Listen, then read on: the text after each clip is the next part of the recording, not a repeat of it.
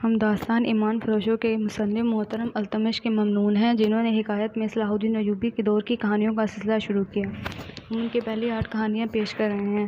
ان میں آپ کو وہ تمام لوازمات ملیں گے جو آپ کے اور نوجوان نسل کے مطالبے کی تسکین کریں گے، ساتھ ہی ساتھ اس قومی جذبے کو بھی زندہ و بیدار کریں گے جسے ہمارا دشمن پرلذت کہانیوں کے ذریعے ختم کرنے کی کوشش میں مصروف ہے۔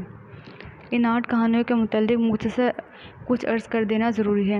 اسلام کے عظیم مجاہد اور عظمت اسلام کے پاسدار صلاح الدین ایوبی کے دور میں جتنی اسلام کش سازشیں ہوئی ہیں، اتنی اور کسی دور میں نہیں ہوئی۔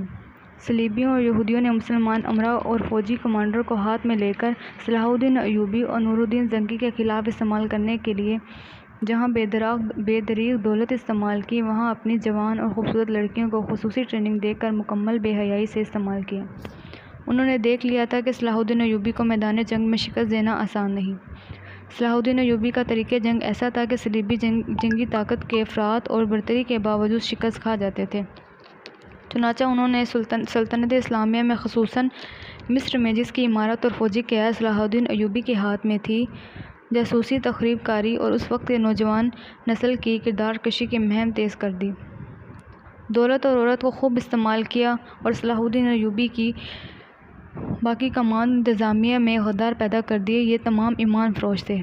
صلاح الدین ایوبی کو ایک جنگ تو میدان میں لڑنی پڑی۔ یہ بڑے بڑے معرکوں کا سلسلہ تھا جو صلیبی جنگوں کے نام سے ہم تک پہنچا، مگر اس جنگ کی کوئی تفصیل ہم تک نہیں پہنچی جو صلاح الدین ایوبی نے صلیبی جاسوسوں، جن میں حسین لڑکیاں تھیں اور حسن بن صباح کے پیشور قاتل بھی شامل تھے، کے خلاف لڑی۔ ان قاتلوں کو فدائی بھی کہا جاتا ہے اور ہرشی شین بھی۔ انہوں نے صلاح الدین ایوبی پر چال قاتلانہ حملے کیے۔ اللہ کا یہ مجاہد ڈرا نہیں اور اپنے زور بازو سے ہر بار بچ گیا۔ اس زمین دوز صلیبی جنگ نے ان کہانیوں کو جنم دیا جن میں سے 8 پیش کی جا رہی ہیں۔ تاریخ کی یہ داستانیں تفصیلات کے طوالت کی وجہ سے بالآخر تاریخ میں نہ آ سکیں اور اس لیے بھی نظر زمین کے نیچے اور پردوں کے پیچھے نہیں جایا کرتی۔ ایسی کہانیاں متعلقہ دور کے وکلاء نگاہوں کی تحریروں میں محفوظ ہوتی ہیں، یہ عینی شاہد بیان کرتے ہیں اور یہ سینہ بہ سینہ، نسل بہ نسل سنی سنائی اور زندہ رہتی ہیں۔ محترم التمش تلاش روزگار کے لیے مشرق وسطیٰ گئے۔ روزگار ملا تو ان کے اندر تاریخ کا جنون پیدا ہو گیا۔ گزشتہ 12 برسوں میں انہوں نے متعدد اسلامی ممالک کی لائبریریوں کے اسٹوروں میں سے وہ کاغذات ڈھونڈ نکالے جنہیں بیکار سمجھ کر وہاں پھینک دیا گیا تھا۔ ان میں سے انہیں صلاح الدین ایوبی کے دور کے سرکاری اور غیر سرکاری وکلاء نگاروں کی لکھی ہوئی غیر مطلوبہ تحریریں مل گئیں۔ یہی تھی سلطان ایوبی کی دور کی اصل تاریخ۔ یہی ہوتی ہیں وہ وارداتیں جو ماضی کی لغزشوں اور غداریوں کو بے نقاب کرتی ہیں اور اگلی نسلوں کے لیے باعث عبرت اور مشعل راہ بنتی ہیں۔ ان وقار نگاروں کے علاوہ محترم التمش نے جن مورخوں کی تحریر میں تفصیلی واقعات حاصل کیے ہیں، ان میں ہیڈلیم، ولیم لینڈپول، ولیم آف ٹائر، قاضی بہاؤالدین شجر، محمد فرید ابو، اینی ویسٹ ہنی، جنرل محمد اکبر خان، رنکوٹ موئر، سراج الدین جیسے گمنام تاریخ دان بھی شامل ہیں۔ 1975 کے آخر میں محترم التمش پاکستان آئے اور مجھے ملے۔ میں ان کا یہ احسان تا قیامت نہیں بھولوں گا کہ انہوں نے یہ انمول خزانہ حکایت کے قارئین کی نذر کیا۔ میں نے فروری 1975 کے شمارے سے سلسلے کا آغاز کی اشاعت شروع کر دی، ابھی تک جاری ہے۔ یہ کہانیاں مسلسل تاریخ نہیں، یہ مختلف اوقات کے تفصیلی اور ڈرامائی وارداتیں ہیں جن میں آپ کو صلاح الدین ایوبی کے اور صلیبیوں کے جاسوسوں، سرغراروں، تخریب کاروں، گوریوں اور کمانڈر کے سنسنی خیز ڈرامائی زمین کے افرار ملیں گے۔ یہ دراصل عورت اور ایمان کی معرکہ آرائیاں ہیں جو آپ کو چونکا دیں گی اور آپ کے اندر اگر ایمان کا چراغ ٹمٹما رہا ہے تو وہ بھڑک اٹھے گا۔ اس دور کا دشمن آج بھی آپ کا دشمن ہے اور وہ بھی ابھی تک وہی پرلذت جذبے حربے استعمال کر رہا ہے۔ یہ کہانیاں خود بھی پڑھیں، بچوں کو بھی پڑھائیں۔ اگر آپ سچے دل سے فحش، عریہ اور مرکل اخلاق کہانیوں سے اپنے بچوں کو محفوظ کرنا چاہتے ہیں تو یہ 8 کہانیاں گھر میں لے آئیں۔ یہ کہانیاں پڑھ کر آپ محسوس کریں گے کہ آج پھر تاریخ اپنے آپ کو دہرا رہی ہے اور صلاح الدین ایوبی کو پکار رہی ہے۔ سلطان ایوبی کے خیمے میں گئے۔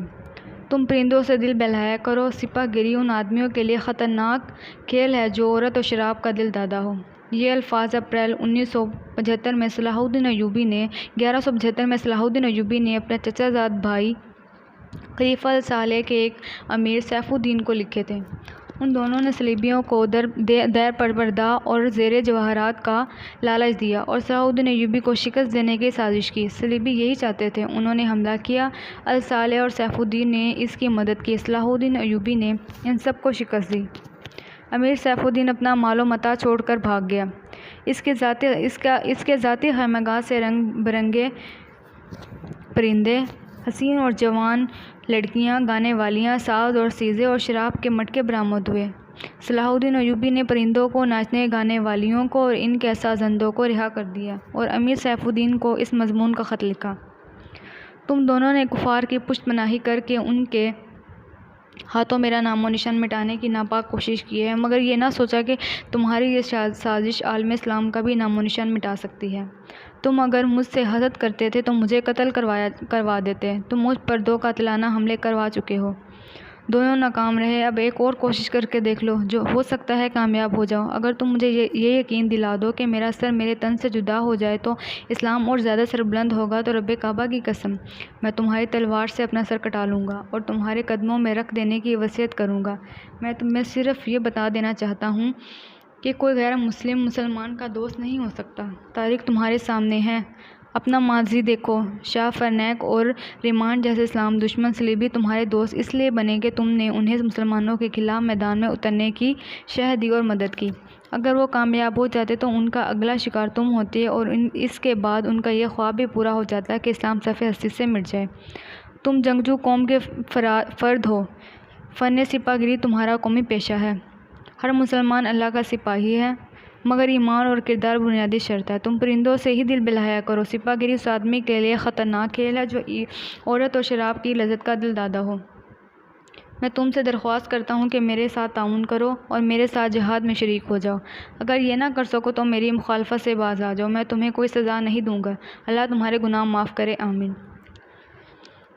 ایک یورپی مورخ لین پول لکھتا ہے: صلاح الدین ایوبی کے ہاتھ جو مال غنیمت لگا اس کا کوئی حساب نہیں تھا۔ جنگی قیدی بھی بے انداز تھے۔ صلاح الدین ایوبی نے تمام تر مال غنیمت 3 حصوں میں تقسیم کیا۔ ایک حصہ جنگی قیدیوں میں تقسیم کر کے انہیں رہا کر دیا، دوسرا حصہ اپنے سپاہ اور غریبوں میں تقسیم کر دیا اور تیسرا حصہ مدرسہ نظام الملک کو دے دیا۔ اس نے اسی مدرسے سے تعلیم حاصل کی تھی، نہ خود کچھ رکھا نہ اپنے جنرل کو کچھ دیا۔ اس کا نتیجہ یہ ہوا کہ جنگی قیدی، جن میں بہت سے مسلمان تھے اور غیر مسلم بھی رہا ہوئے تھے، صلاح الدین ایوبی کے کیمپ میں جمع ہو گئے اور اس کی اطاعت قبول کر کے اپنی خدمت اس کی فوج کے لیے پیش کر دی۔ ایوبی کی کشادہ ظرفی اور عظمت دور دور تک مشہور ہو گئی۔ اس سے پہلے حسن بن صباح کے کچھ اسرار فرمائیے۔ فدائی، جنہیں یورپی مورخوں کے قاتلوں کا گروہ لکھا ہے، صلاح الدین ایوبی پر 2 بار قاتلانہ حملے کر چکے تھے، لیکن خدائے ذوالجلال کو اپنے اس عظیم مرد مجاہد سے بہت کام لینا تھا۔ دونوں بار ایک معجزہ ہوا کہ اسلام کا یہ محافظ بال بال بچ گیا۔ اس پر تیسرا قاتلانہ حملہ اس وقت ہوا جب وہ اپنے مسلمان بھائیوں اور صلیبیوں کے چٹان کو شمشیر سے ریزہ ریزہ کر چکا تھا۔ امیر صفی الدین میدان سے بھاگ گیا تھا، مگر وہ صلاح الدین ایوبی کے خلاف حسد اور کینے سے باز نہ آیا تھا۔ اس نے حسن بن صباح کے قاتل فرمانے میں مدد حاصل کی۔ یہ فرقہ ایک مدت سے اسلام کی آستین میں سام کی طرح پل رہا تھا۔ اس کا تفصیلی تعارف بہت ہی طویل ہے۔ مختصر یہ کہ جس طرح زمین سورج سے الگ ہو کر گناہ کا گہوارہ بن جاتی ہے، اس طرح حسن بن صباح نام کے ایک آدمی نے اسلام سے الگ ہو کر نبی اور پیغمبروں والی عظمت حاصل کرنے کا منصوبہ بنایا۔ وہ اپنے آپ کو مسلمان ہی کہلاتا رہا اور ایسا گروہ بنا لیا جو طلسماتی طریقوں سے لوگوں کو اپنا پیروکار بنایا کرتے تھے۔ اس مقصد کے لیے اس گروہ نے نہایت حسین لڑکیاں، نشہ اور جڑی بوٹیاں اور چپ زبانی جیسے طریقے اختیار کیے، بحشت بنائی جس میں جا کر پتھر بھی موم ہو جایا کرتے تھے۔ اپنے مخالفین کو ختم کرنے کے لیے قاتلوں کا ایک گروہ تیار کیا۔ قتل کے طریقے خفیہ اور پراسرار ہوتے تھے اور اس فرقے کے افراد اس قدر چالاک اور ذہین اور نڈر تھے کہ جنہیں ہر زبان آتی تھی اور زیادہ تر جنرلوں کے باڈی گارڈز تھے، اور جب کوئی پراسرار طریقے سے قتل ہو جاتا تو قاتلوں کا سراغ بھی نہیں ملتا تھا۔ کچھ عرصے بعد یہ فرقہ قاتلوں کا گروہ کے نام سے مشہور ہو گیا۔ یہ لوگ سیاسی قتل کے ماہر تھے، زہر بھی استعمال کرتے تھے جو حسین لڑکیوں کے ہاتھ شرابوں میں ملا کر دیا کرتی تھی۔ بہت مدت تک یہ فرقہ اسی مقصد کے لیے استعمال ہوتا رہا۔ اس کے پیروکار فدائی کہلاتے تھے۔ صلاح الدین ایوبیوں کو نہ حسین لڑکیوں سے دھوکہ دیا جا سکتا تھا نہ شراب سے، وہ ان دونوں سے نفرت کرتا تھا۔ اسے قتل کرنے کا یہی ایک طریقہ تھا کہ اس پر قاتلانہ حملہ کیا جائے۔ اس کے محافظ کی موجودگی میں اس پر حملہ کرنا مشکل تھا۔ 2 حملے ناکام ہو چکے تھے۔ اب جبکہ صلاح الدین ایوبی کو یہ توقع تھی کہ اس کا چچا زاد بھائی الصالح اور امیر سیف الدین شکست کھا کر توبہ کر چکے ہیں، انہوں نے انتقام کی ایک اور زیر زمین کوشش کی۔ صلاح الدین ایوبی نے اس فتح کا جشن منانے کے بجائے حملے جاری رکھے اور 3 قصبوں کو قبضے میں لے لیا۔ ان میں غازہ کا مشہور قصبہ بھی تھا۔ اس قصبے کے گرد و نواح میں ایک روز صلاح الدین ایوبی ایک خیمے میں سستا رہے تھے۔ اس نے اپنی پگڑی نہیں اتاری تھی جو میدان جنگ میں اس کو سر کو صورت دشمن کے تلواروں سے محفوظ رکھتی تھی۔ خیمے کے باہر اس کے محافظوں کا دستہ موجود اور چوکس تھا۔ باڈی گارڈ کے اس دستے کا کمانڈر ذرا سی دیر کے لیے وہاں سے چلا گیا۔ ایک محافظ نے صلاح الدین ایوبی کے خیمے کے گرد پردے میں سے جھانکا۔ اسلام کی عظمت کے پاسبان کی آنکھیں بند تھیں۔ وہ پیٹھ کے بل لیٹا ہوا تھا۔ اس محافظ نے باڈی گارڈ کی طرف دیکھا۔ ان میں سے 3-4 باڈی گارڈ نے اس کی طرف دیکھا۔ محافظ نے اپنی آنکھیں بند کر کے کھولی۔ 3 بار محافظ اٹھے اور دوسروں کو باتوں میں لگا لیا۔ محافظ خیمے میں چلا گیا، کمر بند سے خنجر نکالا، دبے پاؤں چلا اور پھر چیتے کی طرح ہوتے ہوئے صلاح الدین ایوبی پر جسد لگائی۔ خنجر نکالا ابھی ہاتھ میں ہی تھا۔ اس وقت صلاح الدین ایوبی نے کروٹ بدل لی۔ یہ نہیں بتایا جا سکتا کہ محافظ خنجر کہاں مارنا چاہتا تھا، دل میں یا سینے میں، مگر ہوا یوں کہ خنجر صلاح الدین ایوبی کے پگڑی کے بلائی حصے میں اتر گیا اور سر سے بال برابر دور تھا۔ پگڑی سر سے اتر گئی۔ صلاح الدین ایوبی بجلی کی تیزی سے اٹھا۔ اسے یہ سمجھنے میں دیر نہ لگی کہ یہ سب کیا ہے۔ اس پر اس سے پہلے بھی ایسے 2 حملے ہو چکے تھے۔ اس نے اس پر بھی حیرت کا اظہار نہ کیا کہ حملہ آور اس کے اپنے باڈی گارڈ کے لباس میں تھا، جسے اس نے خود اپنی باڈی گارڈ کے لیے منتخب کیا تھا۔ اس نے ایک سانس جتنا عرصہ بھی ضائع نہ کیا۔ حملہ آور اس کی پگڑی سے خنجر کھینچ رہا تھا۔ ایوبی سر سے ننگا تھا۔ اس نے حملہ آور کی ٹھوڑی پر پوری طاقت سے گھونسا مارا۔ ہڈی ٹوٹنے کی آواز سنائی دی۔ حملہ آور کا جبڑا ٹوٹ گیا تھا۔ وہ پیچھے کو گرا اور اس کے منہ سے عجیب سی آوازیں آنے لگیں۔ اس کا خنجر صلاح الدین ایوبی کی پگڑی میں رہ گیا تھا۔ ایوبی نے اپنا خنجر نکال لیا۔ اتنے میں 2 محافظ دوڑتے ہوئے اندر آئے۔ ان کے ہاتھوں میں تلواریں تھیں۔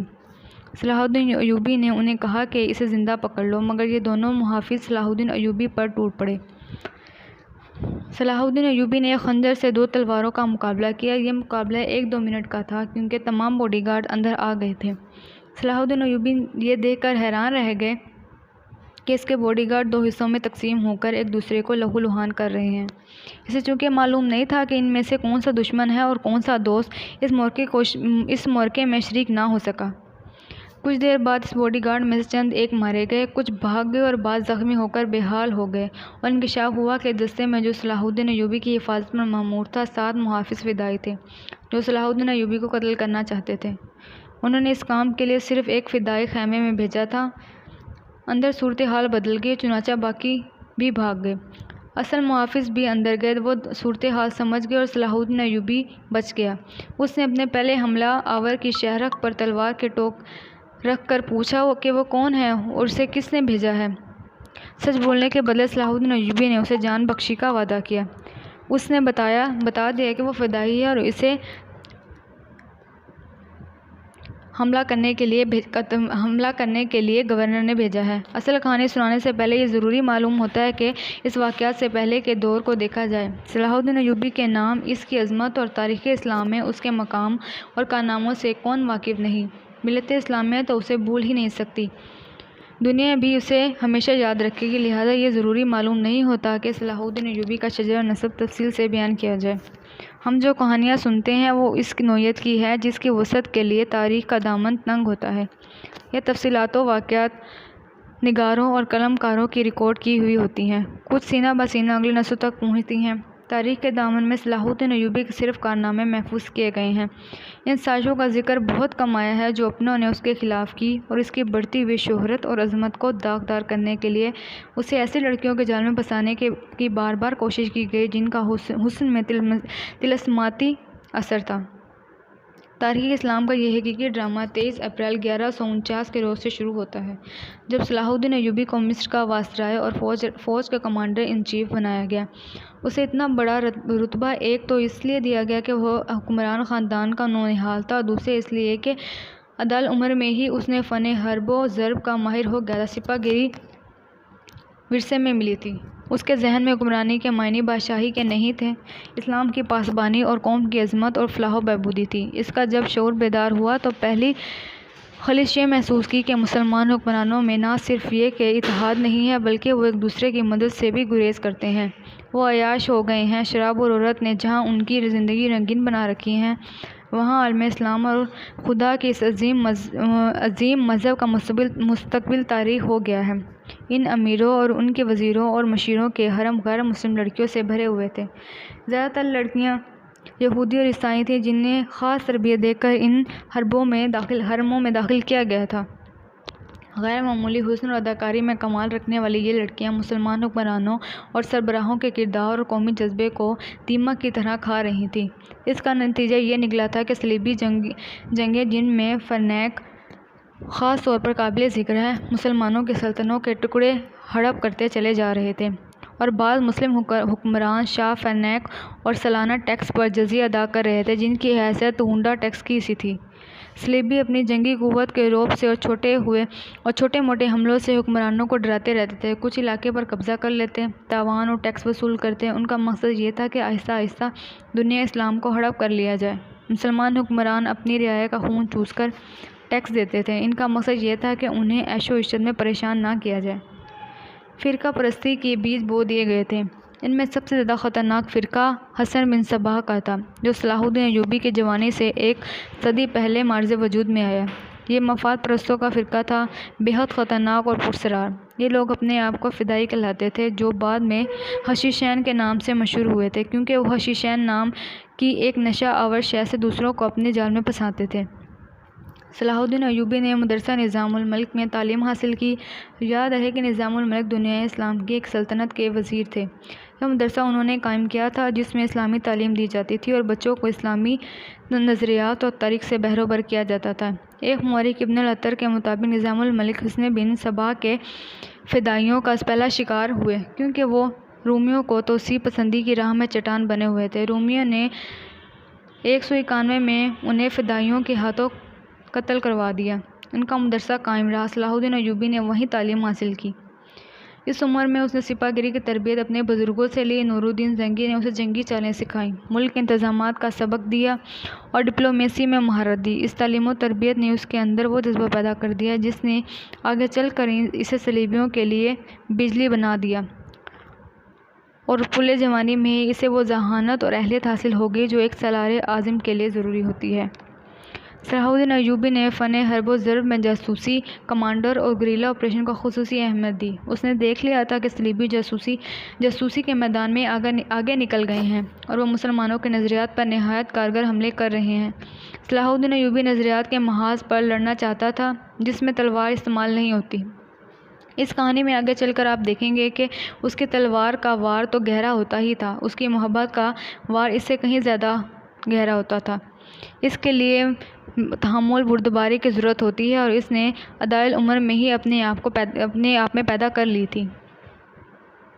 اسے جب مصر کا وائسرائے اور کمانڈر ان چیف بنا کر مصر بھیجا گیا تو ان سینکڑ افسروں نے ہنگامہ برپا کر دیا جو اس عہدے کی آس لگائے بیٹھے تھے۔ ان کی نگاہ میں صلاح الدین ایوبی ابھی طفل مکتب تھا، مگر اس طفل مکتب نے جب ان کا سامنا کیا، اس کی باتیں سنی، تو ان کا احتجاج سر پڑ گیا۔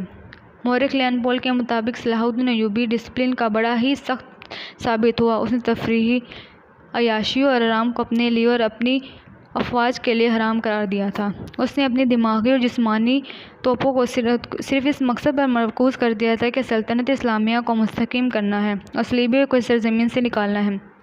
فلسطین پر وہ ہر قیمت پر قبضہ کرنا چاہتا تھا۔ اس نے یہی مقاصد اپنی فوج کو دیے۔ مصر کا وائسرائے بن کر اس نے کہا، خدا نے مجھے مصر کی سرزمین دی ہے، اس کی ذات باری مجھے فلسطین بھی ضرور عطا کرے گی۔ مگر مصر پہنچ کر اس پر انکشاف ہوا کہ اس کا مقابلہ صرف صلیبیوں سے ہی نہیں بلکہ اپنے مسلمان بھائیوں سے بھی ہے، جو اس کی راہ میں بڑے بڑے حسین جال بچھا رہے ہیں، جو صلیبیوں کے عزائم اور جنگی قوت سے زیادہ خطرناک ہیں۔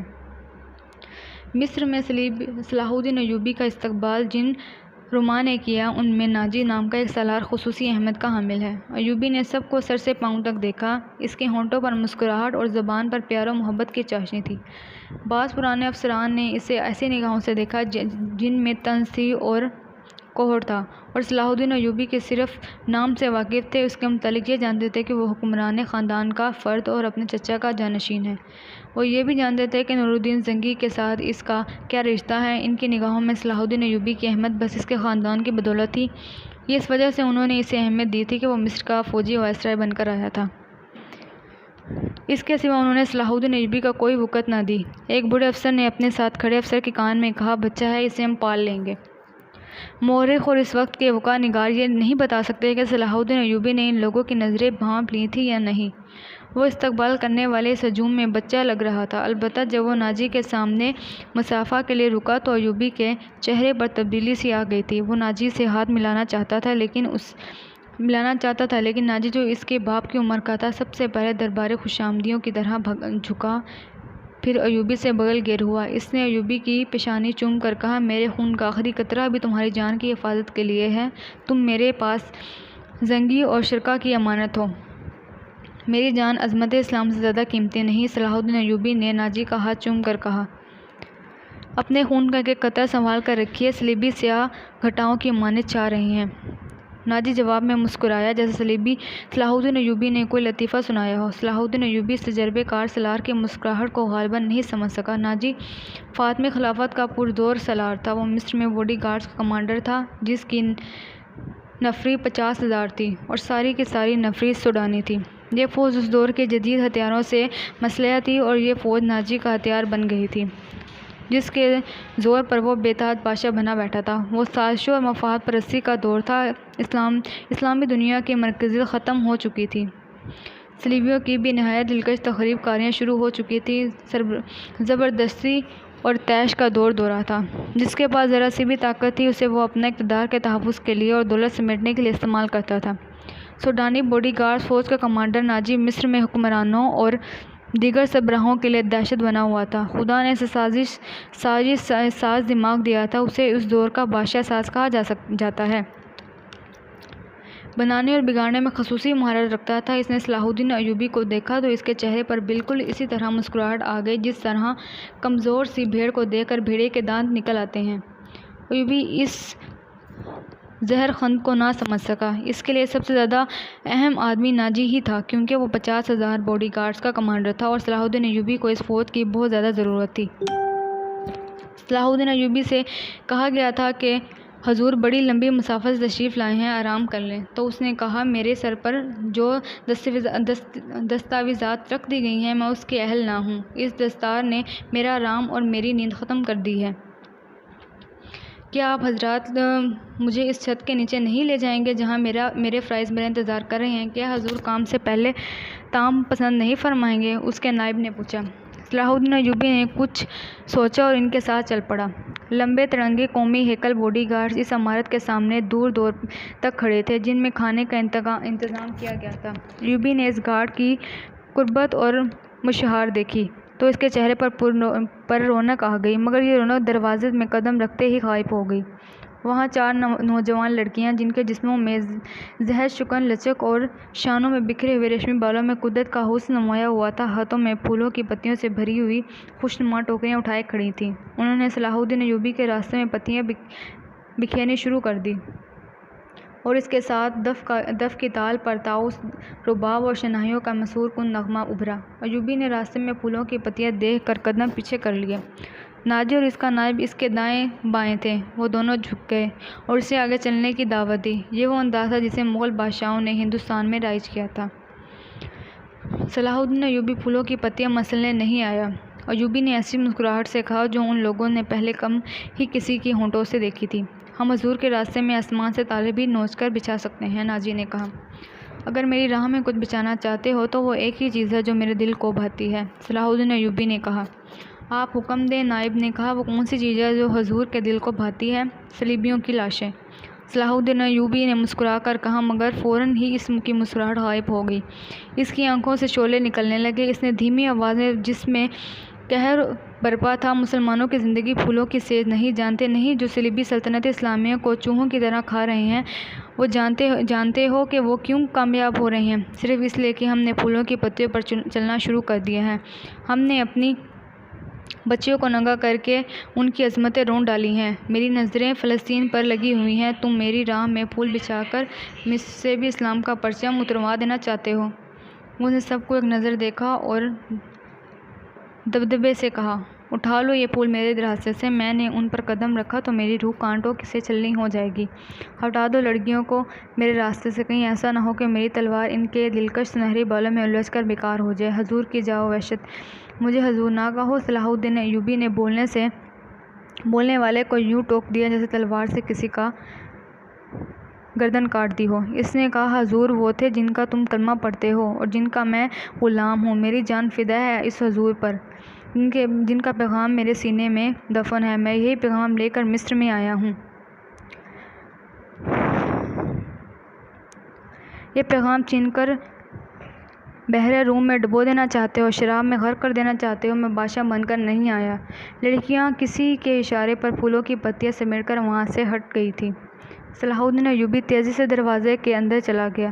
ایک وسیع کمرہ تھا، اس میں ایک لمبی میز رکھی تھی جس پر رنگا رنگ پھول بکھرے ہوئے تھے اور ان کے درمیان بروسٹ کیے ہوئے بکرے، بڑے بڑے ٹکڑے سالے مرغ اور جانے کیسے کیسے کھانے سجے ہوئے تھے۔ صلاح الدین ایوبی رک گیا اور اپنے نائب سے پوچھا، کیا مصر کا ہر ایک باشندہ اسی قسم کا کھانا کھاتا ہے؟ نہیں حضور، نائب نے جواب دیا، غریب لوگ تو ایسا کھانے کا خواب بھی نہیں دیکھ سکتے۔ تم سب کس قوم کے فرد ہو؟ صلاح الدین ایوبی نے پوچھا، کیا ان لوگوں کی قوم الگ ہے جو ایسے کھانوں کے خواب بھی نہیں دے سکتے؟ کسی طرف سے کوئی جواب نہ پا کر اس نے کہا، اس جگہ جس قدر ملازم ہیں انہیں یہاں اندر اکٹھا کرو، ان سب کو اندر بلاؤ، یہ کھانا انہیں کھلا دو۔ اس نے لپک کر ایک روٹی اٹھائی، اس پر 2-3 بوٹیاں رکھی اور کھڑے کھڑے کھانے لگا۔ نہایت تیزی سے پوری روٹی کھا کر پانی پیا اور باڈی گارڈ کے کمانڈر ناجی کو ساتھ لے کر اس کمرے سے چلا گیا جو وائسرائے کا دفتر تھا۔ 2 گھنٹے بعد ناجی باہر نکلا، دوڑ کر اپنے گھوڑے پر سوار ہوا اور نظروں سے اوجھل ہو گیا۔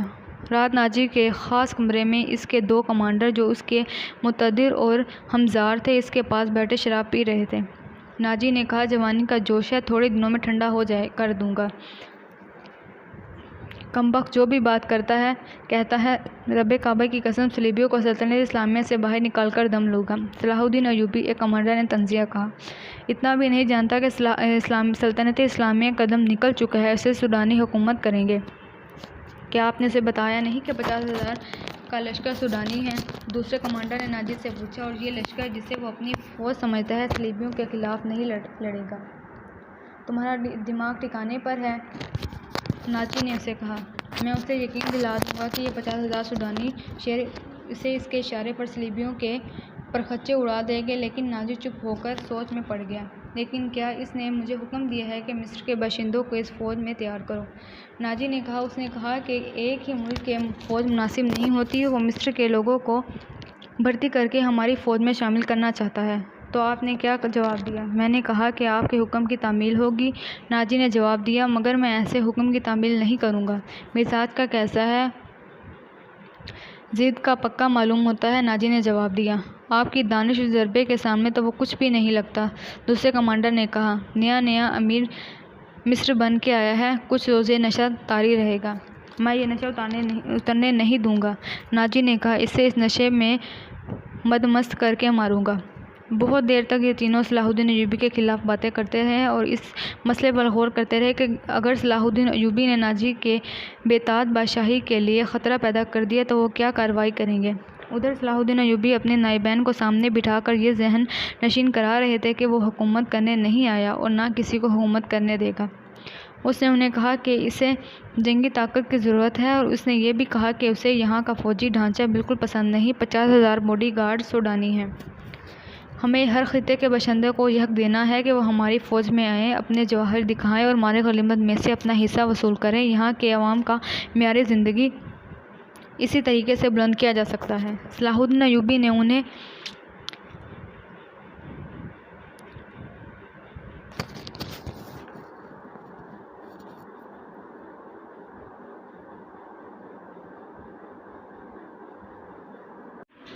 خیمے کے پردے کے ساتھ جو لڑکی تھی، اس نے نیچے سے پردہ ذرا اوپر اٹھایا، پردہ آہستہ سے چھوڑ کر اس نے ساتھ والی کے کان میں کہا، بیٹھ گیا ہے۔ ساتھ والی نے اگلی لڑکی کے کان میں کہا، بیٹھ گیا ہے، اور اس طرح کانوں کان یہ اطلاع 7 لڑکیوں تک پہنچ گئی۔ کہ سنتری بیٹھ گیا ہے۔ ایک لڑکی جو خیمے کے دوسرے دروازے کے ساتھ تھی آہستہ سے اٹھ بیٹھی اور بستر سے نکل گئی۔ بستر زمین پر بچھے تھے۔ اس نے اوپر لینے والے کمبل اس طرح بستر پر ڈال دیے جیسے ان میں نیچے لڑکی لیٹی ہو۔ وہ پاؤں پر سرکتی خیمے کے دروازے تک گئی، پردہ ہٹایا باہر نکل گئی۔ باقی 6 لڑکیوں نے آہستہ آہستہ خراٹے لینے شروع کر دیے۔ سنتری کو معلوم تھا کہ یہ سمندر سے بچ کر نکلی ہوئی پناہ گزین لڑکیاں ہیں، کوئی خطرناک قیدی تو نہیں۔ وہ بیٹھ کر اونگتا رہا۔ لڑکی دبے پاؤں ایسے رخ پر ٹیلے کی طرف چلتی گئی جس رخ سے اس کے اور سنتری کے درمیان خیمہ حائل رہا۔ ٹیلے کے پاس پہنچ کر اس نے اس خیمے کا رخ کیا جس میں 6 نئے قیدی رکھے گئے تھے۔ رات تاریک تھی، وہاں کچھ درخت تھے۔ سنتری اب ادھر دیکھتا بھی تھا تو اس لڑکی نظر نہ آتی۔ لڑکی بیٹھ گئی اور پاؤں پر سرک کر آگے جانے لگی۔ آگے ریت کے ڈھیریاں سی تھیں۔ وہ ان کی اوٹ میں سرکتی ہوئی خیمے کے قریب پہنچ گئی مگر وہاں ایک سنتری ٹہل رہا تھا۔ لڑکی ایک ڈھیری کے پاس لیٹ گئی۔ سنتری اسے سیاہ سائے کی طرح نظر آ رہا تھا۔ 2 سنتریوں کے درمیان تھی، ایک اس کے اپنے خیمے کا اور دوسرا زخمی کے خیمے کے۔ ڈر یہ تھا کہ زخمیوں کا سنتری اس کی طرف آ گیا تو وہ پکڑی جائے گی۔ بہت دیر انتظار کے بعد سنتری دوسرے خیمے کی طرف چلا گیا۔ لڑکی ہاتھوں اور گھٹنوں کے بل چلتی خیمے تک پہنچ گئی اور پردہ اٹھا کر اندر چلی گئی۔ اندر اندھیرا تھا اور دور 2-3 زخمی آہستہ آہستہ کرا رہے تھے۔ شاید ان میں سے کسی نے خیمے کا پردہ اٹھتا دیکھ لیا تھا۔ اس نے نحیف آواز میں پوچھا، کون ہے؟ لڑکی نے منہ سے شی کی لمبی آواز نکالی اور سرگوشی میں کہا، رابن کہاں ہے؟ سے جواب ملا، ادھر سے تیسرا۔ لڑکی نے تیسرے آدمی کے پاؤں ہلائے تو آواز آئی، کون ہے؟ لڑکی نے جواب دیا، موبی۔ رابن اٹھا، ہاتھ لمبا کر کے لڑکی کو بازو سے پکڑا اور اسے اپنے بستر میں گھسیٹ لیا۔ اسے اپنے پاس لٹایا اور کمبل اس کے اوپر ڈال دیا۔ اس نے لڑکی کو اپنے ہاتھ لگا لیا اور کہا، میں اس اتفاق پر حیران ہو رہا ہوں کہ ہماری ملاقات ہو گئی۔ یہ ایک معجزہ ہے جس سے ظاہر ہوتا ہے کہ خدائے یسوع مسیح کو ہماری کامیابی منظور ہے۔ ہم نے بہت بڑی شکست کھائی ہے لیکن یہ سب دھوکہ تھا۔ یہ وہی زخمی قیدی تھا جو دوسروں سے الگ تھلگ اور چہرہ مہرے اور جسم سے معلوم سپاہی نہیں ہوتا تھا بلکہ اعلیٰ رتبے کا لگتا تھا۔ صلاح الدین ایوبی نے بھی کہا تھا کہ یہ کوئی معمولی سپاہی نہیں، اس پر نظر رکھنا، علی بن سفیان اس سے تفتیش و تحقیقات کرے گا۔ تم کتنے کچھ زخمی ہو؟ لڑکی نے اس سے کہا، کوئی ہڈی تو نہیں ٹوٹی؟ میں بالکل ٹھیک ہوں، رابن نے جواب دیا۔ خراش تک نہیں آئی۔ انہیں بتایا ہے کہ اندر کی چوٹیں ہیں اور سینے کے اندر شدید درد ہے لیکن میں بالکل تندرست ہوں۔ پھر یہاں کیوں آئے؟ لڑکی نے پوچھا، میں نے بہت کوشش کی کہ مصر میں داخل ہو جاؤں اور سیدانی لشکر تک پہنچ سکوں لیکن ہر طرف اسلامی فوج پھیلی ہوئی تھی، کوئی راستہ نہیں ملا، ان کے ساتھ زخمی بن کر آ گیا۔ اب فرار ہونے کی کوشش کروں گا جو بھی ممکن نظر نہیں آتی۔ اس نے ذرا غصے سے کہا، مجھے 2 سوالوں کا جواب دو۔ ایوبی کو میں نے زندہ دیکھا ہے۔ کیوں؟ کیا تیر ختم ہو گئے تھے یا وہ حرام خور بزدل ہو گئے تھے؟ اور دوسرا سوال یہ ہے کہ تم 7 کی 7 لڑکیاں مسلمانوں کی قید میں کیوں آ گئیں؟ کیا وہ 5 مر گئے تھے یا بھاگ گئے تھے؟ وہ زندہ ہیں، رابن، موبی نے کہا۔ تم کہتے ہو کہ خدا یسوع مسیح کو ہماری کامیابی منظور ہے لیکن میں کہتی ہوں کہ ہمارا خدا ہمیں کسی گناہ کی سزا دے رہا ہے۔ صلاح الدین ایوبی اس لیے زندہ ہے کہ تیر اس کے پاؤں کے درمیان ریت میں لگا تھا۔ کیا تیر کسی لڑکی نے چلایا تھا؟ رابن نے پوچھا۔ کرسٹوفر کہاں تھا؟ اس نے چلایا تھا مگر کرسٹوفر کا تیر خطا گیا۔ رابن نے حیرت سے تڑپ کر پوچھا، وہ کرسٹوفر جس کی تیر اندازی نے شاہ اوکس کو حیران کر دیا تھا، اس کی ذاتی تلوار انعام میں لی تھی، یہاں آ کر اس کا نشانہ اتنا چوک گیا کہ 6 فٹ لمبا اور 3 فٹ چوڑا صلاح الدین اس کے تیر سے بچ گیا۔ بخت کے ہاتھ ڈر سے کانپ گئے ہوں گے، فاصلہ زیادہ تھا، موبی نے کہا۔ وہ کرسٹوفر کہتا تھا کہ ہم تیر گمان سے نکلنے ہی لگا تھا کہ کھلی ہوئی آنکھ میں مچھر پڑ گیا، اسی حالت میں اس کا تیر نکل گیا۔ پھر کیا ہوا؟ جو ہونا چاہیے تھا، موبی نے کہا۔ صلاح الدین ایوبی ساحل پر گیا تھا تو اس کے ساتھ 3 کمانڈر تھے، وہ 4 محافظوں کا دستہ تھا اور وہ ہر طرف پھیل گئے۔ یہ تو ہماری خوش قسمتی تھی کہ علاقہ چٹانیں تھا، کرسٹوفر بچ کر نکل گیا اور ہمیں اتنا وقت مل گیا کہ ترکش اور کمان ریت میں دبا کر اوپر اونٹ بٹھا دیا۔ سپاہی آ گئے تو کرسٹوفر نے انہیں بتایا کہ وہ 5 مراکش کے تاجر ہیں اور یہ لڑکیاں سمندر سے نکل کر ہماری پناہ میں آئی تھیں۔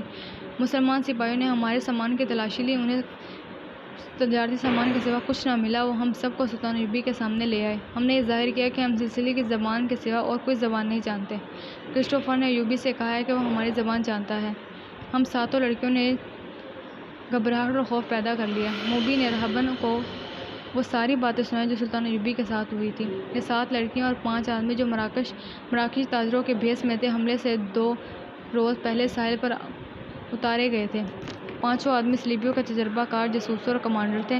لڑکیاں بھی جاسوس تھیں۔ جاسوسی کے علاوہ ان کے ذمہ یہ کام بھی تھا کہ سلطان مسلمان سالاروں کو اپنے جال میں پھنسائیں۔ وہ خوبصورت تو تھیں، انہیں جاسوسی اور ذہنوں کی تخریب کاری کی خاص ٹریننگ دی گئی تھی۔ اس ٹریننگ میں اداکاری خاص طور پر شامل تھی۔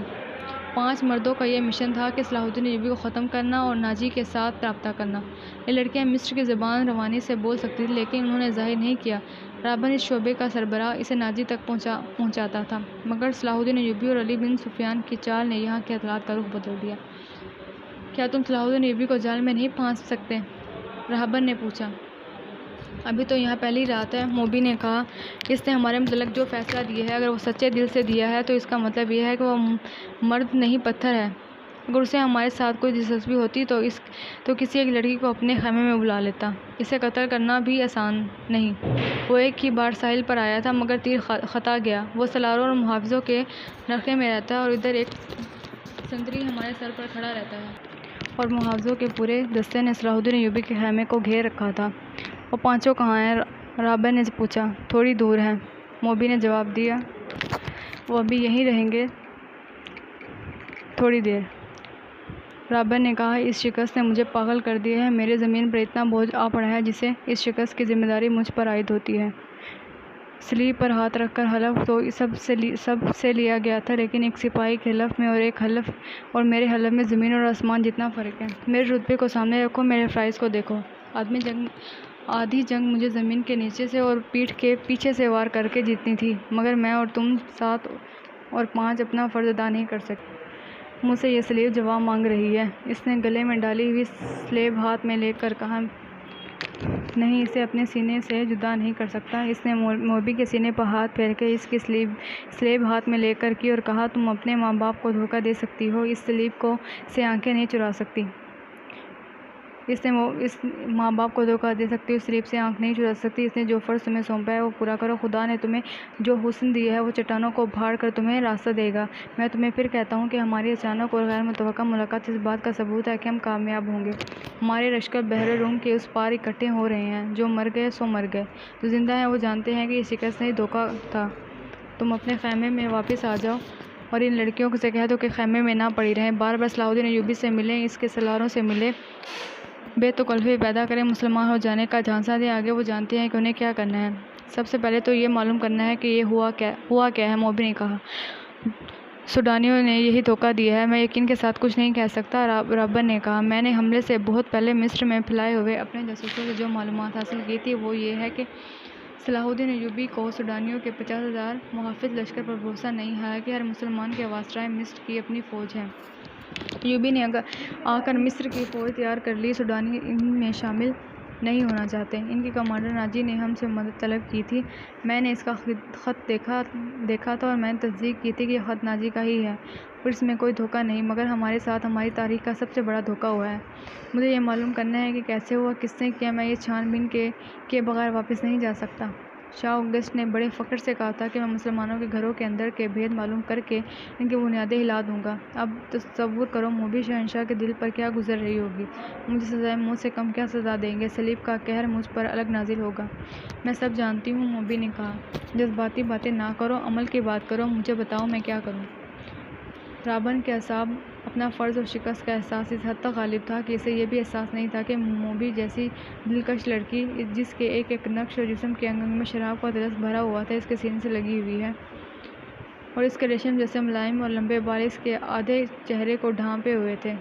رابن نے ان بالوں کو لمس کو ذرا سا محسوس کیا اور کہا، موبی، تمہارے یہ بال ایسی مضبوط زنجیریں ہیں، جو صلاح الدین ایوبی کے گرد لپٹ گئے تو وہ تمہارا غلام ہو جائے گا۔ لیکن تمہیں سب سے پہلا جو کام کرنا ہے وہ یہ ہے کہ کرسٹو اور اس کے ساتھیوں سے کہو کہ وہ تاجروں کے بھیس میں ناجی کے پاس پہنچے اور معلوم کریں کہ اس کے لشکر نے بغاوت کیوں نہیں کی اور یہ راز فاش کس طرح ہوا کہ اس نے وفد بھیج کر صلاح الدین ایوبی کی گنتی کے چند ایک دستے گھاٹ میں بٹھا کر ہماری 3 افواج کا بیڑا غرق کر دیا۔ انہیں یہ بھی کہو کہ معلوم کریں کہ ناجی صلاح الدین ایوبی سے ہی تو نہیں مل گیا اور اس نے ہمارا یہی حشر کرانے کے لیے تو خط نہیں لکھا تھا۔ اگر ایسا ہی ہوا تو ہمیں اپنی جنگی منصوبوں میں رد و بدل کرنا ہوگا۔ مجھے یقین ہو گیا ہے کہ اسلامیوں کی تعداد کتنی ہی تھوڑی کیوں نہ ہو، ہم انہیں آسانی سے شکست نہیں دے سکتے۔ ضروری ہو گیا ہے کہ ان کے حکمرانوں کا اور عسکری قیادت کا جذبہ ختم کیا جائے۔ ہم نے تم جیسی لڑکیوں عربوں کے حرموں میں داخل کر دی ہیں، تم نے بات پھر لمبی کر دی ہے، موبن نے اسے ٹوکتے ہوئے کہا۔ ہم اپنے گھروں میں ایک بستر پر نہیں لیٹے ہوئے کہ بڑے مزے سے ایک دوسرے کو کہانیاں سناتے رہیں، ہم دشمن کے کیمپ میں قید اور پابند ہیں، باہر سنتری پھر رہے ہیں، رات گزرتی جا رہی ہے، ہمارے پاس لمبی باتوں کا وقت نہیں، ہمارا مشن تباہ ہو چکا ہے۔ اب بتاؤ کہ ان حالات میں ہمارا مشن کیا ہونا چاہیے؟ ہم 7 لڑکیاں اور 6 مرد ہیں، ہم کیا کریں؟ ایک یہ کہ ناجی کے پاس جائیں اور اس کے دھوکے کی چھان بین کریں، پھر کسے اطلاع دیں تم کہاں ہوگے؟ میں یہاں سے فرار ہو جاؤں گا، رابعہ نے کہا، لیکن فرار سے پہلے اس کی نفری اور ایوبی کے آئندہ اقدام کے متعلق تفصیل معلوم کروں گا۔ اس شخص کے متعلق ہمیں بہت چوکنا رہنا ہوگا۔ اس وقت اسلامی قوم میں یہ واحد شخص ہے جو صلیب کے لیے خطرہ ہے، ورنہ اسلامی خلافت ہمارے حال میں آتی چلی جائے گی۔ شاہ ایلمر کہتا ہے کہ مسلمان اتنے کمزور ہو گئے ہیں کہ اب ان کو ہمیشہ کے لیے اپنے پاؤں میں بٹھانے کے لیے صرف ایک ہتھیلی کی ضرورت ہے۔ اگر اس کا یہ عزم خوش فہمی ثابت ہوا، مجھے یہاں رہ کر ایوبی کی کمزوری رگیں دیکھنی ہیں اور تمہیں 5 آدمیوں کے ساتھ مل کر سورانی لشکر کو بھڑکانا اور بغاوت کرانی ہے۔ نہایت ضروری ہے کہ ایوبی زندہ نہ رہیں، اگر وہ زندہ رہے تو ہمارے اس قید خانے میں زندہ رہیں، یہاں وہ عمر کی آخری گھڑی تک سورج نہ دیکھ سکیں اور رات کو آسمان کائی سے ایک ہی تارا نظر نہ آئے۔ تم پہلے اپنے خیمے میں جاؤ اور اپنی 6 لڑکیوں کو ان کا کام سمجھا دو، انہیں خاص طور پر ذہن نشین کروا دیں۔ اس آدمی کا نام علی بن سفیان ہے جسے ان ریشمی بالوں، شربتی آنکھوں اور اتنے دلکش جسموں سے ایسا بیکار کرنا ہے کہ وہ صلاح الدین ایوبی کے کام کا نہ رہے، اگر ہو سکے تو اس کے اور صلاح الدین ایوبی کے درمیان ایسی غلط فہمی پیدا کرنی ہے کہ وہ ایک دوسرے کے جانی دشمن ہو جائیں۔ تم سب اچھی طرح جانتی ہو کہ وہ مردوں میں خط فہمی اور دشمنی کس طرح بیدار کی جاتی ہے۔ جاؤ اور لڑکیوں کو مکمل ہدایت دے کر کرسٹوفر کے پاس پہنچو، اسے میرا سلام کہنا اور یہ بھی کہنا کہ تیرے تیر کو ایوبی پر آ کر ہی خطا ہونا تھا۔ اب اس گناہ کا کفارہ ادا کرو اور جو کام تمہیں سونپا گیا ہے وہ 100% پورا کرو۔ رابعہ نے موبی کے بالوں کو چوم کر کہا، تمہیں صلیب پر اپنی عزت بھی قربان کرنا پڑے گی، لیکن خدا یسوع مسیح کی نظروں میں تم مریم کی طرح کنواری ہوگی۔ اسلام کو جڑ سے اکھاڑنا ہے، ہم نے یروشلم لے لیا ہے، مصر بھی ہمارا ہوگا۔ موبی رہبن کے بستر سے نکلی اور خیمے کے پردے کے پاس جا کر پردہ اٹھایا، باہر جھانکا، اندھیرے میں سے کچھ بھی نظر نہ آیا۔ وہ باہر نکل گئی اور خیمے کی اوٹ سے دیکھ کر، سنتری کہاں ہے؟ اسے دور کسی گھنگھرانے کی آواز سنائی دی، یہ سنتری ہی ہو سکتا تھا۔ موبی چل پڑی، درختوں سے گزرتی، قدم قدم پر پیچھے دیکھتی اور ٹیلے تک پہنچ گئی اور اپنے خیمے کا رخ کر لیا۔ نصف راستہ طے ہو گیا کہ اسے 2 آدمیوں کی دبی دبی باتوں کی آوازیں سنائی دینے لگیں۔ یہ آوازیں اس کے خیمے کے قریب معلوم ہوتی تھیں۔ اسے یہ خطرہ نظر آنے لگا کہ سنتری نے معلوم کر لیا ہوگا کہ وہ یہاں پہ نہیں ہے اور وہ کسی دوسرے سنتری کو یا اپنے کمانڈر کو بلا لایا ہوگا۔ اس نے سوچا کہ خیمے میں جانے کی بجائے اپنے ان 5 ساتھیوں کے پاس چلی جائے جو مراکشی تاجروں کے بھیس میں کوئی 1.5 میل دور خیمہ زن تھے، مگر اسے یہ خیال بھی آ گیا کہ اس کی گمشدگی سے باقی تمام لڑکیوں پر مصیبت آ جائے گی۔ وہ تھی تو پوری چالاک، پھر بھی ان پر پابندیاں سخت ہونے کا خطرہ تھا اور کوئی چارہ بھی نہ تھا۔ موبی ذرا آگے ہوئی اور چل دی گئی تاکہ ان 2 آدمیوں کی باتیں سن سکے۔ ان کی زبان وہ سمجھتی تھی، یہ تو اس نے دھوکہ دیا کہ سلسلی کی زبان کے سوا اور کوئی زبان نہیں آتی۔ وہ آدمی خاموش ہو گئے۔ موبی دبے پاؤں آگے بڑھی، اسے بائیں طرف قدموں کی آہٹ سنائی دی، اسے چونک کر دیکھا، درختوں کے درمیان اسے ایک سیاہ سایہ جو کسی انسان کا تھا نظر آیا۔ اس نے رخ بدل لیا اور ٹیلے کی طرف آنے لگی۔ موبی کوئی خطرہ مول نہیں لینا چاہتی تھی، وہ ٹیلے پر چڑھنے لگی۔ ٹیلا اونچا نہیں تھا، فوراً اوپر چلی گئی۔ وہ بھی تو بہت ہوشیار، لیکن ہر انسان ہر قدم پر پوری احتیاط نہیں کر سکتا۔ وہ ٹیلے کی چوٹی پر کھڑی ہو گئی، اس کے پس منظر میں ستاروں سے بھرا آسمان تھا، سمندر اور صحرا کی فضا رات کے آئینے کی طرح شفاف ہوتی ہے۔ درختوں میں جاتے ہوئے آدمی نے ٹیلے کی چوٹی پر ٹنڈ مند درختوں کی طرح ایک سایہ دیکھا۔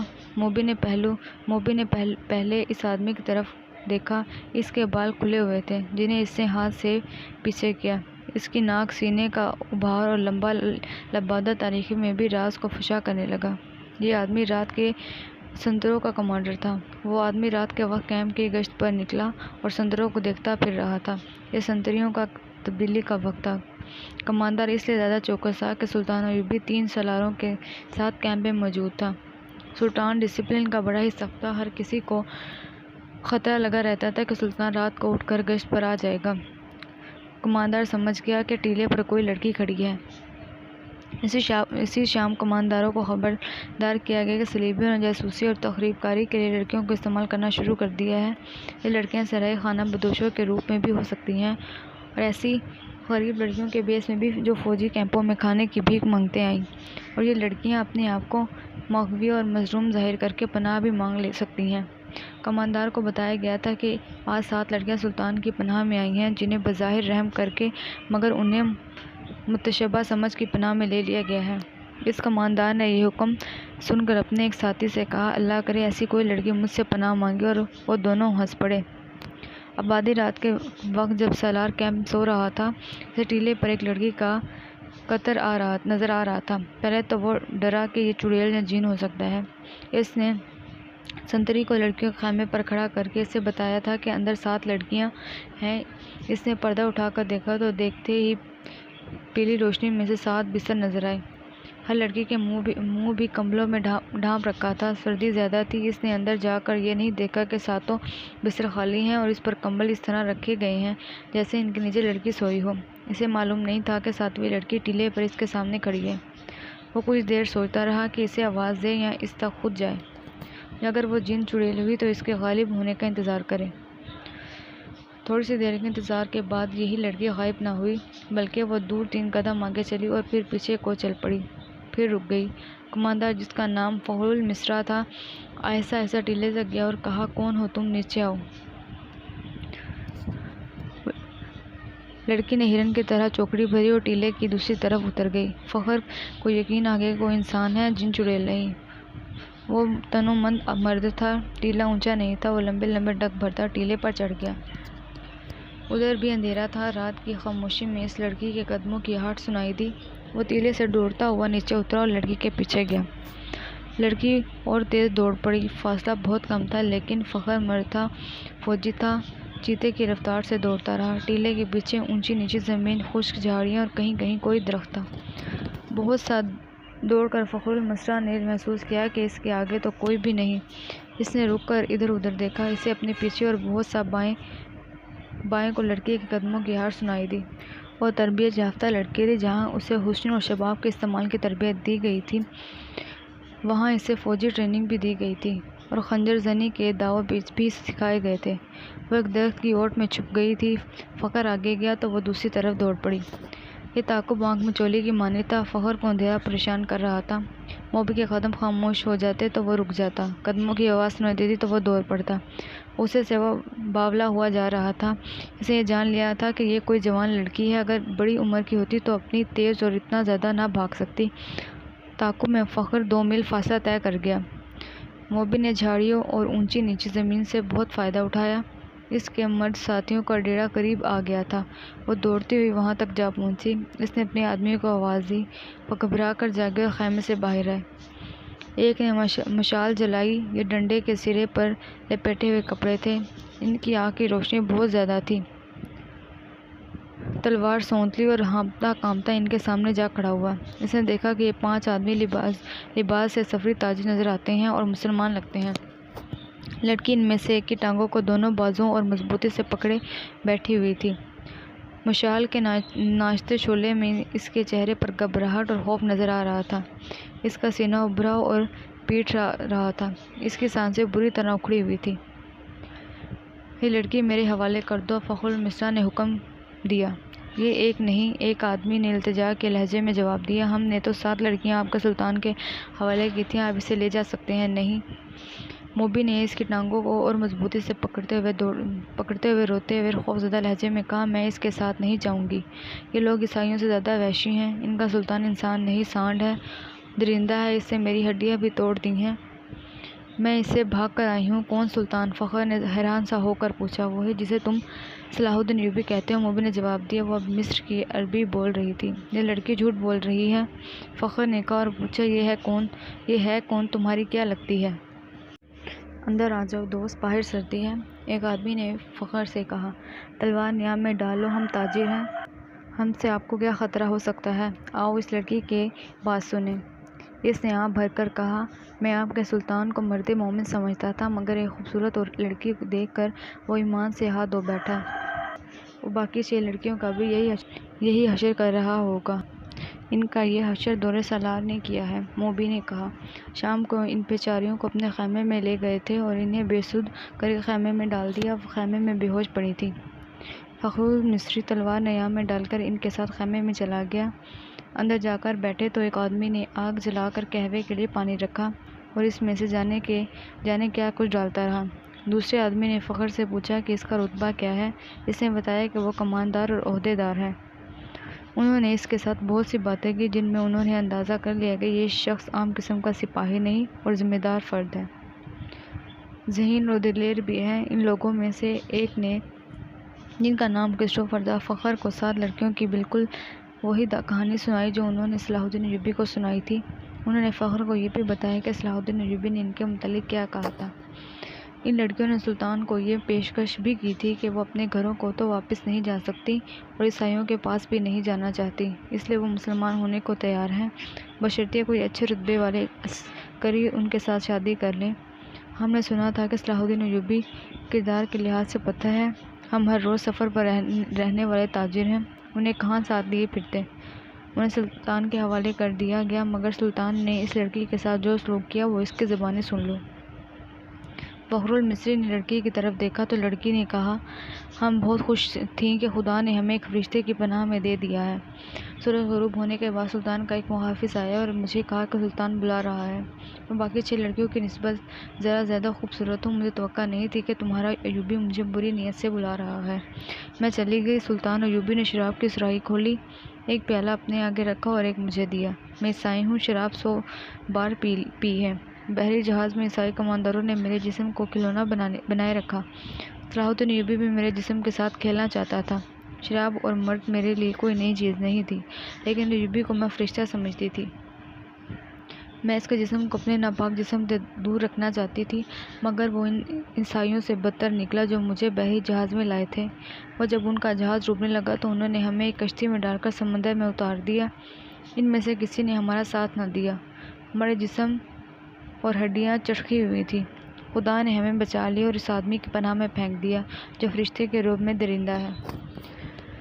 مجھے سلطان نے ہی بتایا تھا کہ میرے ساتھ کی باقی 6 لڑکیاں اس کے سلاروں کے خیمے میں ہیں۔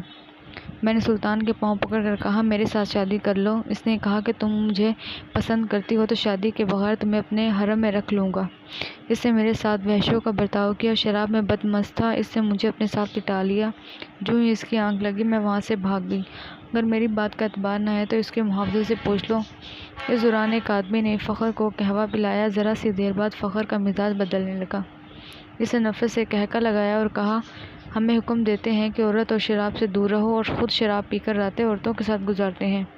فخر محسوس ہی نہ کر سکا کہ لڑکی کی کہانی محض بے بنیاد ہے، اور نہ ہی وہ یہ محسوس کر سکا کہ اس کا مزاج کیوں بدل گیا ہے۔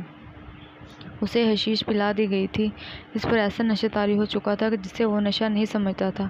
وہ اپنے قصوروں میں وہ اپنے بادشاہ بن چکا تھا۔ لڑکی کے چہرے پر مشال کے شعلے کی روشنی ناچ رہی تھی۔ اس کے بکھرے ہوئے سیاہی مائل بھورے بال چمک رہے تھے۔ وہ فخر کو پہلے سے زیادہ حسین نظر آنے لگی۔ اس نے بے تاب ہو کر کہا، تم اگر چاہو تو میں تمہیں پناہ میں لے لیتا ہوں۔ نہیں، لڑکی ڈر کر پیچھے ہٹ گئی اور بولی، تم بھی میرے ساتھ سلطان جیسے سلوک کرو گے؟ تم مجھے اپنے خیمے میں لے جاؤ گی اور میں ایک بار پھر سلطان کے قبضے میں آ جاؤں گی۔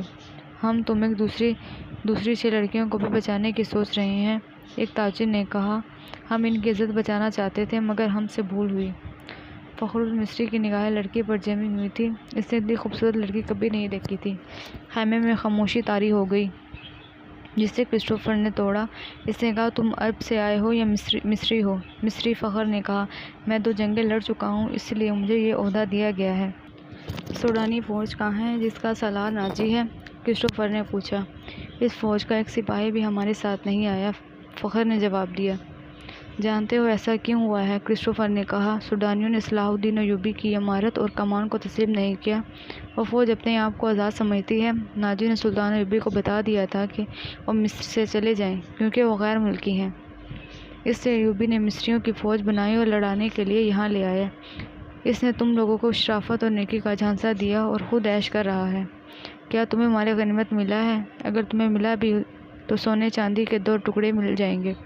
صلیبیوں کے جہازوں سے بے بہا خزانہ سلطان ایوبی کے ہاتھ آیا ہے۔ وہ سب رات کے اندھیرے میں سینکڑوں اونٹوں پر لاد کر باہر روانہ کر دیا ہے، جہاں سے دمشق اور بغداد چلا جائے گا۔ سوڈانی لشکر کو سلطان نہتہ کر کے غلاموں میں بدل دینا چاہتا ہے۔ مجھے عرب نے نوچ آئے گا، پھر عرب سے فوج آ جائے گی اور تم مصری بھی غلام ہو جاؤ گے۔ اس عیسائی کی ہر ایک رات فخر المصری کے دل میں اترتی جا رہی تھی۔ اثر باتوں کا نہیں بلکہ موبی کے حسن اور حشیش کا تھا۔ عیسائیوں نے یہ حربہ حسن بن صبا کے حشیشین سے سیکھا تھا۔ موبی کو بالکل توقع نہ تھی کہ یہ صورتحال پیدا ہو جائے گی کہ ایک مصری اس کے تعاقب میں اس کے دام میں آ جائے گا۔ انہیں معلوم ہو گیا تھا فخر المصر کی زبان کے سوا اور کوئی زبان نہیں جانتا۔ موبی نے اپنے 5 ساتھیوں کو سنانا شروع کر دیا کہ رابن زخمی ہونے کا بہانہ کر کے زخمیوں کے خیمے میں پڑا ہے، اور اس نے کہا ہے کہ ناجی سے مل کر معلوم کروں گا کہ اس نے بغاوت کیوں نہیں کی، یعنی اس نے عقب سے صلاح الدین ایوبی پر حملہ کیوں نہیں کیا، اور یہ بھی معلوم کروں گا کہ اس نے ہمیں دھوکہ تو نہیں دیا۔ وہ باتیں کر رہی تھی تو فخر نے پوچھا، یہ کیا کہہ رہی ہے؟ یہ کہہ رہی ہے کہ اس نے ایک نے جواب دیا، اگر یہ شخص یعنی تم صلاح الدین ایوبی کی فوج میں نہ ہوتے تو یہ تمہارے ساتھ شادی کر لیتی۔ یہ مسلمان ہونے کو بھی تیار ہے، لیکن کہتی ہے کہ اسے اب مسلمانوں پر بھروسہ نہیں ہے۔ فخر نے بےتابی سے لپک کر لڑکی کو بازو سے پکڑا اور اپنی طرف گھسیٹ کر کہا، اگر میں بادشاہ ہوتا تو خدا کی قسم تمہاری خاطر تخت اور تاج قربان کر دیتا۔ اگر سچ یہی ہے کہ میں صلاح الدین ایوبی کی دی ہوئی تلوار پھینک دوں تو یہ لو۔ اس نے کمر بند سے تلوار کھولی اور نیام سمیت لڑکی کے قدموں میں رکھ دی۔ میں اب سے ایوبی کا سپاہی اور کماندار نہیں ہوں، مگر ایک شرط اور بھی ہے۔ لڑکی نے کہا، میں اپنا مذہب تمہاری خاطر ترک کر دیتی ہوں، لیکن صلاح الدین ایوبی سے انتقام ضرور لوں گی۔ کیا اسے میرے ہاتھ سے قتل کرانا چاہتی ہو؟ فخر نے پوچھا۔ لڑکی نے اپنے آدمیوں کی طرف دیکھا، سب نے ایک دوسرے کی طرف دیکھا۔ آخر کرسٹوفر نے کہا، ایک صلاح الدین ایوبی نہ رہا تو کیا فرق پڑے گا، ایک اور سلطان آ جائے گا اور وہ بھی ایسا ہی ہوگا، مصری کو آخر غلام ہی ہونا پڑے گا۔ تم ایک کام کرو، سوڈانیوں کے سالار ناجی کے پاس پہنچو اور یہ لڑکی اس کے سامنے کر کے اسے بتاؤ کہ صلاح الدین ایوبی اصل میں کیا ہے اور اس کے ارادے کیا ہیں۔ ان لوگوں کو یہ علم تھا کہ ناجی کو صلیبیوں کے ساتھ رابطہ ہے اور موبی اس کے ساتھ بات کرے گی، لیکن انہیں یہ علم نہیں تھا کہ ناجی اور اس کے متعدد سالار خفیہ طریقے سے مروائے جا چکے ہیں۔ اس تک لڑکی کو ہی جانا تھا، اس کو اس کا اکیلے جانا ممکن نہیں تھا۔ اتفاق سے انہیں فخر المصری مل گیا، لہٰذا اسی کو استعمال کرنے کا فیصلہ ہو گیا۔ یہ آدمی چونکہ سلطان ایوبی کی نظر میں آ گئے تھے، اس لیے ابھی اس کی نظر میں رہنا چاہتے تھے۔ اس کے علاوہ انہوں نے موبی سے سن لیا تھا کہ ان کے شعبہ جاسوسی اور تخریب کاری کا سربراہ رابن اسی کیمپ میں ہے اور فرار ہو گیا ہے، اس لیے وہ اسے مدد دینے کے لیے بھی وہاں موجود رہنا چاہتے تھے۔ اس کے ارادے معلوم نہیں کیا تھے۔ صلاح الدین ایوبی پر چلایا ہوا ان کا تیر خطا ہو گیا تو انہیں سلطان ایوبی کے سامنے لے جایا گیا۔ ان کا بہروپ اور ڈرامہ کامیاب رہا، لیکن ان کا مشن تباہ ہو گیا تھا، لہٰذا وہ بدلے صورتحالات اور اتفاقات سے فائدہ اٹھانے کی کوشش کر رہے تھے۔ فخر المصری حسن اور حشیش کے جال میں آ گیا۔ اس نے واپس کیمپ میں نہ جانے کا فیصلہ کر لیا۔ اسے یہ مشورہ دیا گیا کہ وہ لڑکی کو لے کر روانہ ہو جائے۔ ان لوگوں نے اسے اپنا ایک اونٹ دے دیا، پانی کا ایک مشیرہ اور تھیلے میں کھانے کا بہت سارا سامان ڈال دیا۔ ان اشیاء میں کچھ ایسی تھی جن میں حشیش ملی ہوئی تھی۔ موبی کو ان کا علم تھا۔ فخر کو ایک لمبا چوغا اور تاجروں والے دستار پہنا دی گئی۔ لڑکی اونٹ پر سوار ہو گئی، اس کے پیچھے فخر سوار ہو گیا اور اونٹ چل پڑا۔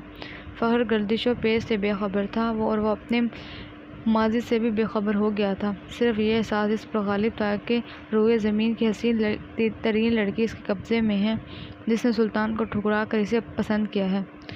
فخر نے موبی کو دونوں بازوؤں میں لے کر اس کی پیٹھ اپنے سینے میں لگا لی۔ موبی نے کہا، تم عیسائی کمانداروں اور اپنے سلطان کی طرح وحشی تو نہیں بنو گے؟ میں تمہاری ملکیت ہوں، جو چاہو کرو، مگر میں پھر تم سے نفرت کروں گی۔ کہو تو میں اونٹ سے اتر جاتا ہوں۔ فخر نے اسے اپنے بازوؤں سے نکال کر کہا، مجھے صرف یہ بتا دو کہ تم مجھے دل سے چاہتی ہو یا محض مجبوری کے عالم میں میری پناہ لی ہوئی ہے؟ پناہ تو میں ان تاجروں کی بھی لے سکتی تھی۔ موبی نے